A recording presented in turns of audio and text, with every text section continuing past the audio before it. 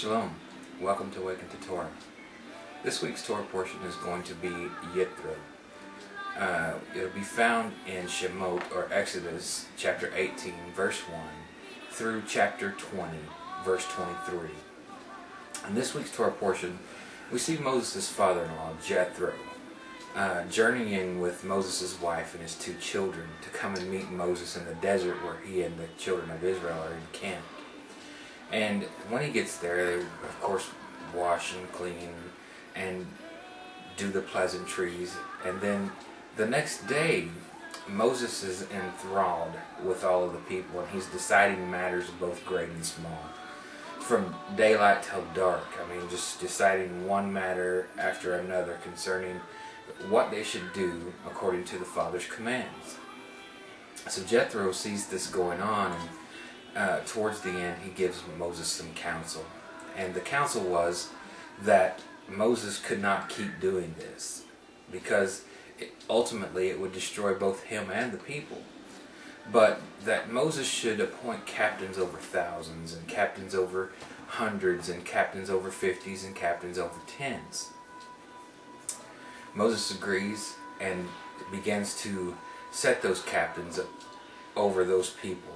And those captains would decide the small matters concerning the law, whereas the only time a matter would be brought to Moses is when it was a hard matter, a matter that was too hard for the captains to deal with. They were only going to deal with the things that maybe we should all have figured out by now, but sometimes forget and still break the commandments. It's pretty interesting that, these captains that we have set over people, we still see that structure in the body today. There are people that maybe are just coming to the faith and really don't know what to do, and maybe there's somebody that's been in it a little bit longer, and they're kind of trying to figure it out and are able to help the ones that are just coming. And then there's people that have been there for a few years that are able to even help those out. And then we have the ones that are basically our leadership in our body, and they should be deciding matters. We don't see that happening a lot in our body. We have a bunch of teachers that are running around from congregation to congregation giving the latest greatest teaching, but we don't have any real leadership that is establishing halakha for this movement, or the order of the way things should be done. So we see this structure clearly in the Torah, and we need to start applying that to our lives as well. As the Torah portion goes on, we see Moses bringing the children of Israel to the foot of Mount Sinai, and the Father instructs Moses to tell the children of Israel to wash and clean themselves and wash their clothes, because in 3 days he's going to come down and speak with them one-on-one. So Moses instructs the children of Israel, and they basically said that all that the Father commanded them to do, that they would do. And they washed their clothes, and they put basically a border around the foot of the mountain, because the Father instructed Moses that anything that touched that mountain during that 3 days, he was to kill man, woman, or beast, because it's a very serious thing to be in the presence of a just and holy Elohim. Yahweh cannot interact with sin, can't even look upon sin. So he wanted this mountain to be set apart for him for these 3 days. And the children of Israel washed and cleaned their clothes, and the lightnings came, and the thunderings came, and they heard the sounds of the shofar, and they heard the Father speaking with Moses and Aaron on the mountain. And Moses came back down, and the children of Israel said, Moses, whatever the Father tells you to do, just tell us. Because it had scared them so bad that they had already backed off from even the place that they were. They were already back away from the border of the mountain, but now they've backed up even further. And they told Moses, whatever the Father tells you, whatever Yahweh speaks to you, we will hear and will obey. But don't let him speak with us anymore unless basically we have heart attacks and die. It was that powerful.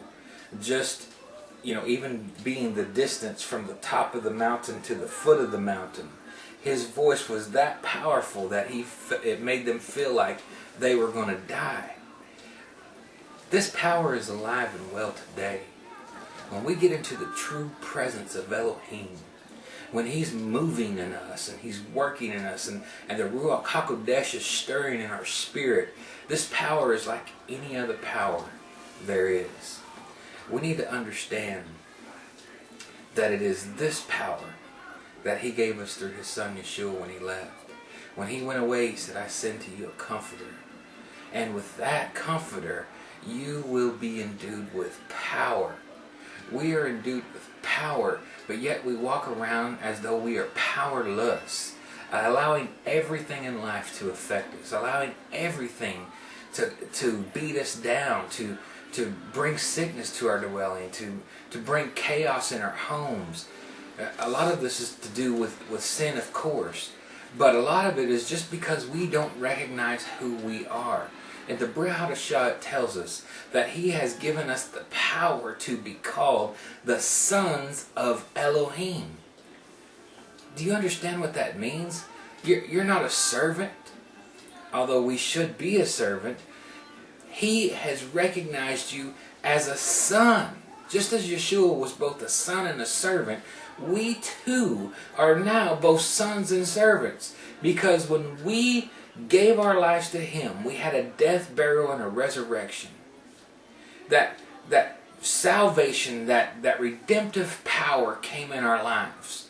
I believe that it created something in our DNA. It changed us molecularly in the inside, that we no longer could ever be that person we were before.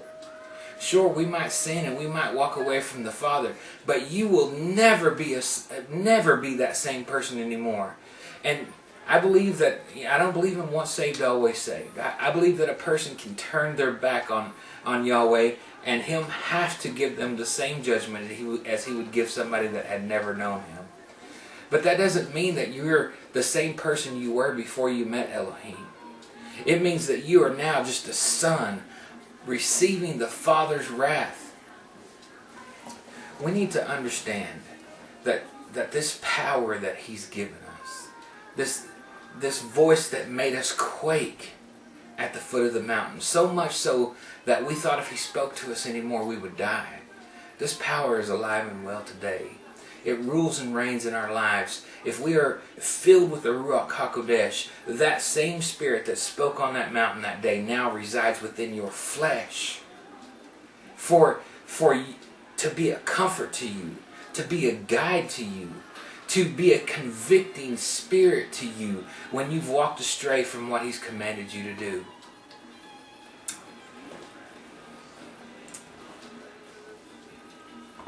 Sometimes when I think about it, it's amazing that a God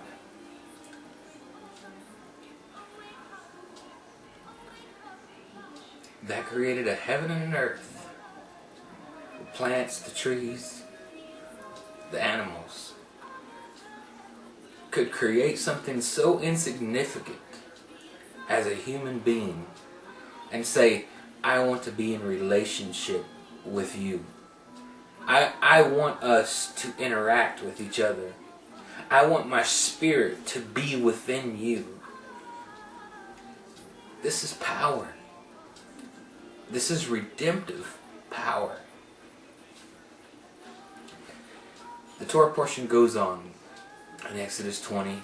Most of us are all familiar with it.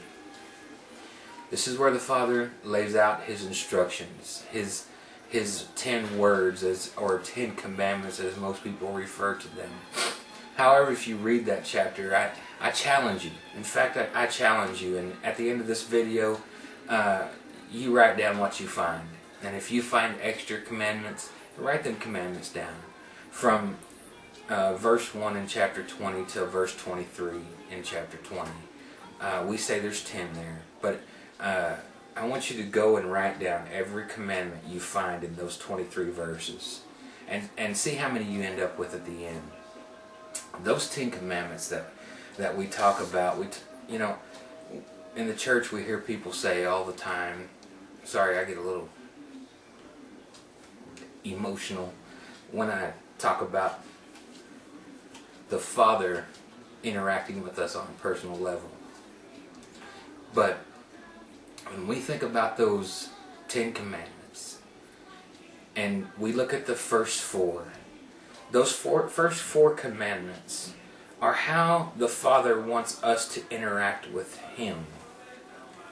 It's how we show Him our obedience, that we love Him, that we want to be in relationship with Him.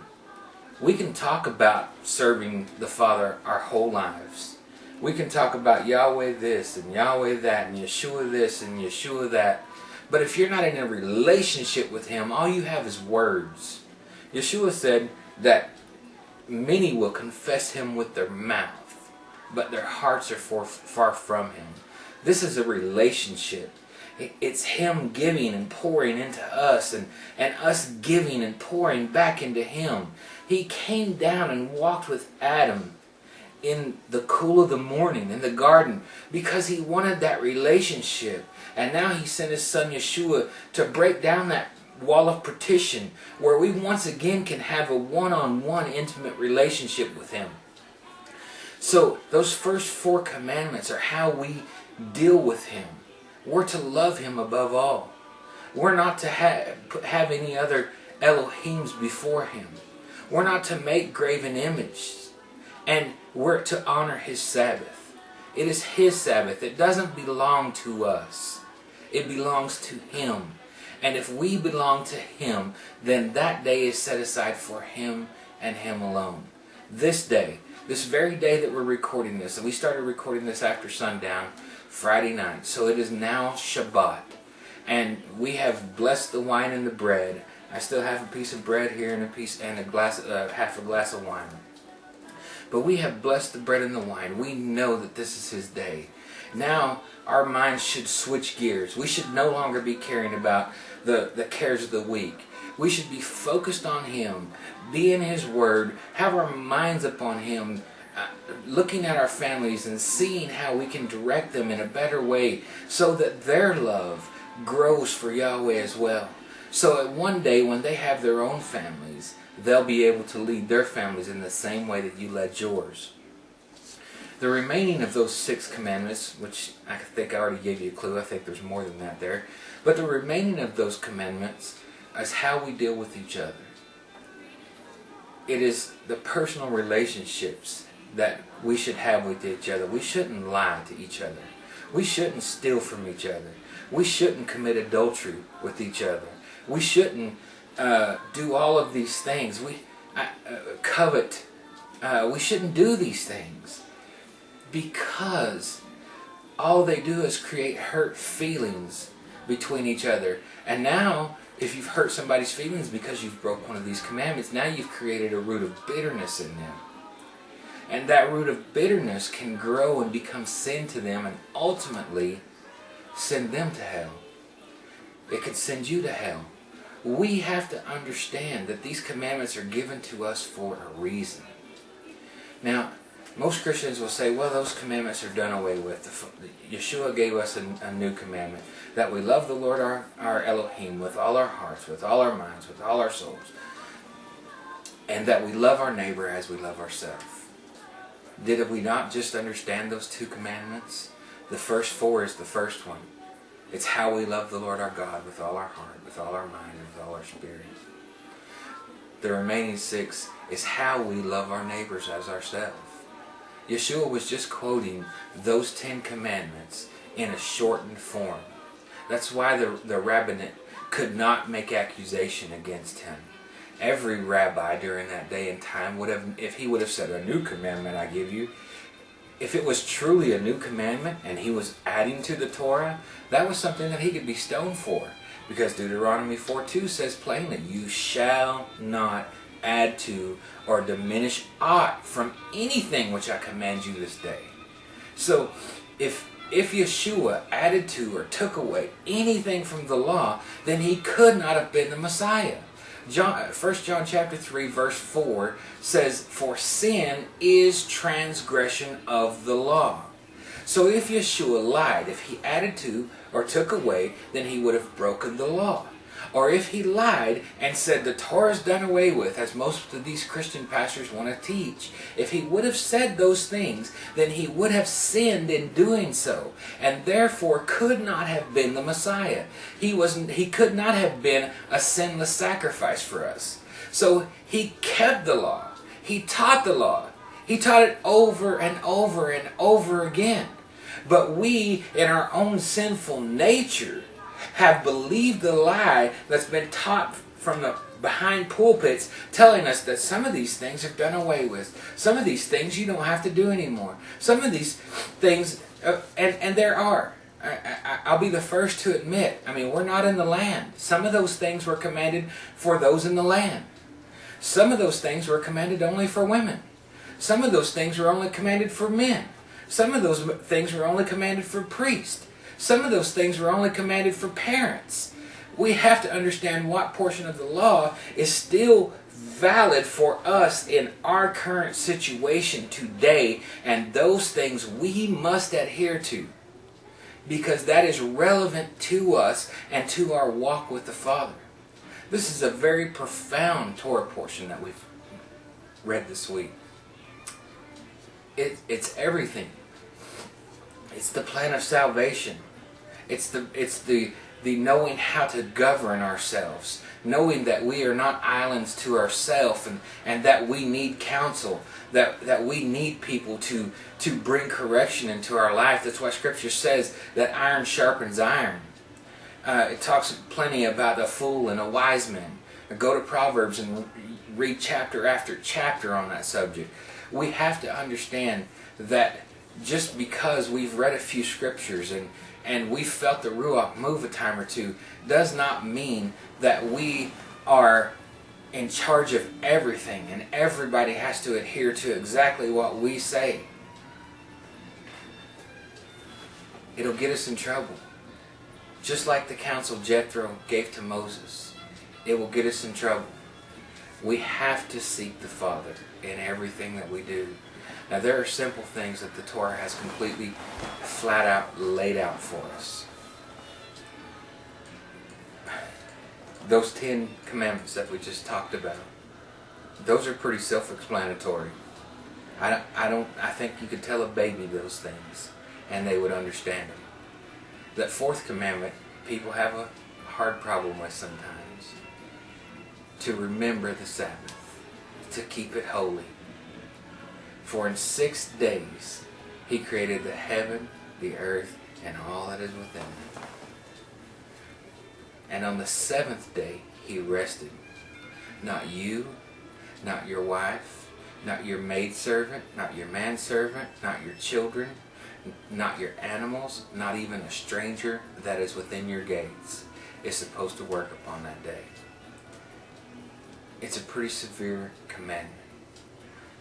I know that a lot of people will take you to the Brit Hadashah and show you where the Talmudim was shucking corn as they walked through the field, and the rabbi saw them and said, why do your men transgress the Sabbath, by picking ears of corn?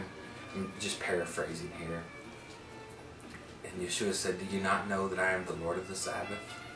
Of course He's the Lord of the Sabbath. He was with them. The Torah completely tells us that it is lawful to do good upon the Sabbath.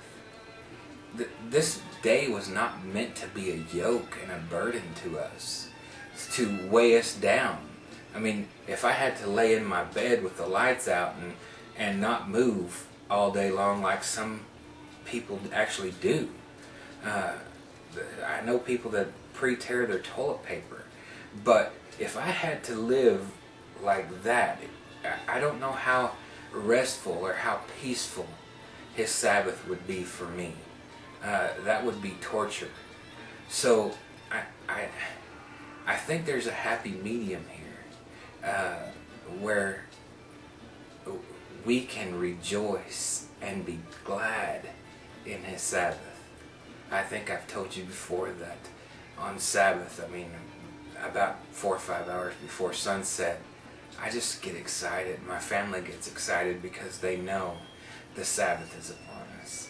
And we're going to enter in, and we're just going to relax and meditate on the Father and enjoy each other. This is His time. It belongs to Him, and He created it as a day of rest. So rest in this Sabbath. Shalom, shalom. Thank you for tuning in to Awaken to Torah. This is my Torah portion synopsis for February the 7th, 2015. I hope you've enjoyed. If you have enjoyed, give us a like on Facebook. Go to the website